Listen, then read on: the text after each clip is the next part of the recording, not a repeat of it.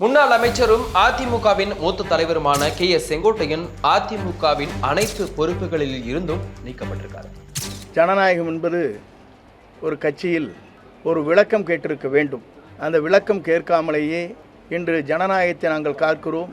சுயமரியாதையோடு யார் வேண்டுமானாலும் எந்த கருத்துக்களை சொல்வதற்கு எங்கள் இயக்கத்திலே தடையில்லை என்று பல மேடையிலே பேசியிருக்கிறார்கள். இதற்கெல்லாம் காலம்தான் பதில் சொல்லும். எம்ஜிஆர் அதிமுகவை தொடங்கிய காலம் முதல் அக்கட்சியில இருந்து வருபவர் தான் செங்கோட்டையன். எம்ஜிஆருக்கும் ஜெயலலிதாவுக்கும் தீவிர விசுவாசியா இருந்த செங்கோட்டையன் கட்சியில ரொம்ப சீனியர். 9 முறை எம்எல்ஏவா இருந்திருக்காரு. தமிழக அரசியல் வரலாற்றுல மறைந்த முன்னாள் முதல்வர் கருணாநிதி, அமைச்சர் துரைமுருகன் வரிசையில அதிக முறை சட்டமன்ற உறுப்பினரான செங்கோட்டையன் அதிமுகவுல சூப்பர் சீனியரா இருக்காரு. ஏன் இப்போதைய அதிமுகவின் பொதுச் செயலாளர் எடப்பாடி பழனிசாமிக்கும் சீனியர் தான் செங்கோட்டையன். ஜெயலலிதாவின் மறைவுக்கு பிறகு அதிமுகவில் பல குளறுபடிகள் நடந்த போதெல்லாம் செங்கோட்டையன் அமைதி காத்து வந்தார். அதுவும் அண்மை காலமா அதிமுகவின் பொதுச் செயலாளர் எடப்பாடி பழனிசாமிக்கும் அக்கட்சியின் மூத்த தலைவருமான செங்கோட்டையனுக்கும் இடையே மோதல் போக்கு நிலவி வந்த நிலையில நேத்து செய்தியாளர்களை சந்திச்சு பேசியிருந்தாரு செங்கோட்டையன். இதற்கு ஒரு காலக்கெடு வைத்திருக்கிறேன்.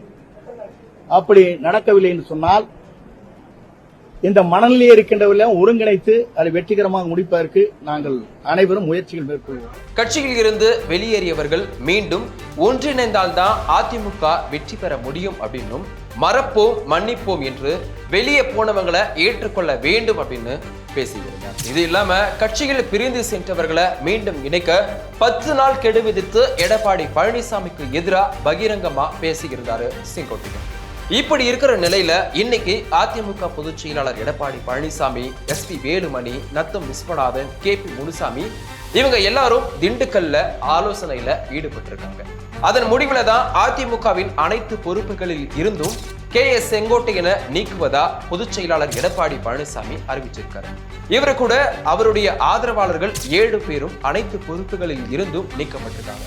இப்ப வரைக்கும் 7 பேர் தான் நீக்கப்பட்டிருக்காங்க. நேரம் போக போக இந்த பட்டியல் நீளும்னு சொல்லப்படுது. இதன் மூலம் பிரிந்து சென்றவங்களை மீண்டும் அதிமுகவுல இணைக்க மாட்டேன் அப்படின்றதுல எடப்பாடி பழனிசாமி உறுதியா இருக்காருன்னு தான் தெரிய வருது. 1972ஆம் ஆண்டு முதல் 54 ஆண்டுகளா அதிமுகவில் பல்வேறு பதவிகள்ல இருந்து வந்த செங்கோட்டையன் இப்போ எடப்பாடி பழனிசாமியால பதவி பறிக்கப்பட்டிருக்கு. இதனால கட்சிக்குள்ள ஒற்றுமை ஏற்படுமா அல்லது பிளவு மேலும் தீவிரமா மாறுமா என்பது அரசியல் வட்டாரங்கள்ல விவாதமாகும்.